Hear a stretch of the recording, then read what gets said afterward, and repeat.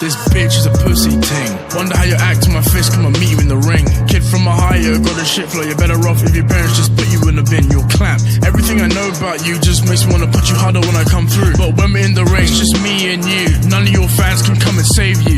Yeah, it's funny. Says you knocked me out in the first easy money. I'm gonna tell you right now, you're a fool. When we knuckle up with an uppercut, I will end you. Can't wait to see what you're gonna do. Maybe start dabbing on the haters in Manchester too. Used to think this P-Bob was clever. I'm gonna make August 25th haunt your life forever. Come to think of it, you're pretty dumb. Using the N-word, you're just scum. It's crazy, I have a list of all the bad shit you've done. For example, you're a lie to your own fans. You hang around a fat twat, you spray cans. Controlling, manipulative and dropped by Disney. And allegedly abusive to women.